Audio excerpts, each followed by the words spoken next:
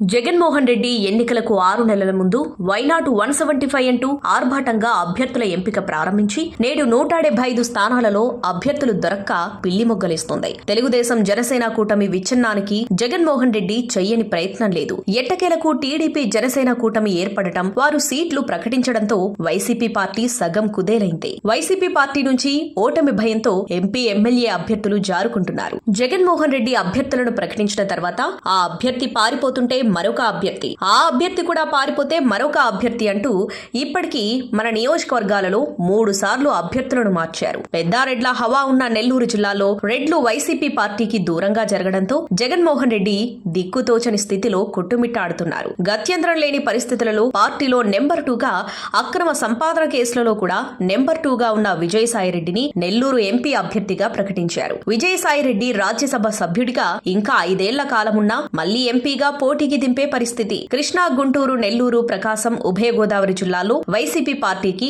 MP అభ్యర్థులు కరువు. ఈ జిల్లాలో ఎమ్మెల్యే అభ్యర్థులుగా కూడా పోటీ చేయడానికి వైసీపీలో నాయకులు వెనుకంజ వేస్తున్నారు. టీడీపీ జనసేన కూటమికి భారతీయ జనతా పార్టీ తోడవడంతో రాష్ట్రంలో వైసీపీ పార్టీ తట్టాబుట్టా సర్దుకునే పరిస్థితి ఏర్పడుతుంది. కేంద్రంలో భారతీయ జనతా పార్టీకి జగన్మోహన్ రెడ్డి అడుగులకు మడుగులొత్తుతూ జూ హుజూర్ అంటూ 5 ఏళ్లు కేసుల నుండి నెట్టుకొస్తూ వచ్చారు. జగన్మోహన్ రెడ్డి 5 ఏళ్ల పాలనలో రాష్ట్ర ప్రయోజనాలను పూర్తిగా దెబ్బతీశారు అన్న భావన ప్రజలలో బలంగా నాటుకుంది. రాష్ట్రానికి విభజన హామీలలో వచ్చే లబ్ధిని, ప్రత్యేక హోదాను, పోలవరం ప్రాజెక్టును జగన్మోహన్ రెడ్డి తన వ్యక్తిగత స్వార్థం కొరకు తాకట్టు పెట్టారు. 5 ఏళ్ల కాలంలో పార్లమెంటులో ఒక్కసారి కూడా ప్రత్యేక హోదా గురించి గాని, పోలవరం ప్రాజెక్టు గురించి గాని జగన్మోహన్ రెడ్డి ప్రభుత్వ ఎంపీలు నోరెత్తలేదు. అక్రమాస్తుల కేసులలో జగన్మోహన్ రెడ్డి, విజయసాయిరెడ్డి జైలుకు వెళ్లకుండా ఉండడానికి, వివేకానందరెడ్డి హత్య కేసులో అవినాష్ రెడ్డిని కాపాడటానికి జగన్మోహన్ రెడ్డి అధికారాన్ని ఉపయోగించుకున్నారు అన్నది జగమెరిగిన సత్యం. ప్రభుత్వం ఏర్పడిన తర్వాత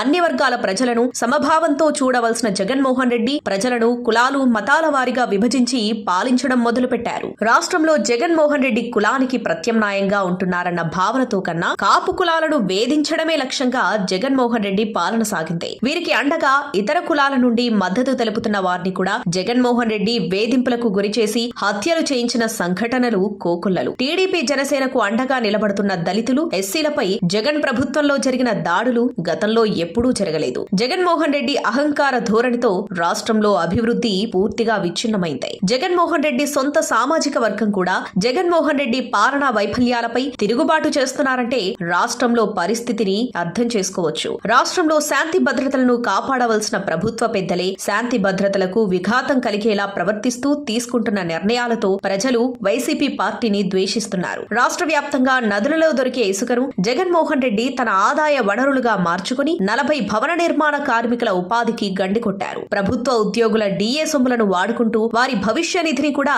ఇతర పథకాలకు మళ్లించి ప్రభుత్వ ఉద్యోగులకు భవిష్యత్తు లేకుండా చేసిన ఘనత జగన్ ప్రభుత్వానిది. జీ బ్రాండ్లతో నాసిరకం మద్యాన్ని విక్రయిస్తూ ప్రజల ఆరోగ్యాలను నాశనం చేస్తూ పేద ప్రజల ప్రాణాలను జగన్మోహన్ రెడ్డి ప్రభుత్వం హరించివేస్తుంది. భవన నిర్మాణ కార్మికులు, ఉద్యోగులు, మద్యం ప్రియుల శాతమే రాష్ట్ర ఓటర్ల సంఖ్యలో 10% ఉంటుంది. ఇక మిగిలిన వర్గాలలో వైసీపీ ప్రభుత్వంపై పెచ్చరిల్లుతున్న ప్రజా వ్యతిరేకతతో కలుపుకుంటే వైనాట్ 175 కాదు, పట్టుమని 10 సీట్లు కూడా వైసీపీ సాధించే స్థితిలో లేదు. జనసేన, టీడీపీ కూటమి సభలకు ఆర్టీసీ బస్సులు, స్కూల్ బస్సులు ఇవ్వకుండా వైసీపీ పెద్దలు బెదిరించి, అదిరించి నిలుపుదలలు చేసిన లక్షల సంఖ్యలో పోటెత్తుతున్న ప్రజా సమూహమే జగన్ ఓటమికి నిదర్శనంగా చెప్పవచ్చు. టీడీపీ, బీజేపీ, జనసేన కూటమితో రాష్ట్రంలో త్వరలో జరిగే సార్వత్రిక ఎన్నికలలో వైసీపీ పార్టీ ఘోర ఓటమి చవిచూడబోతుంది.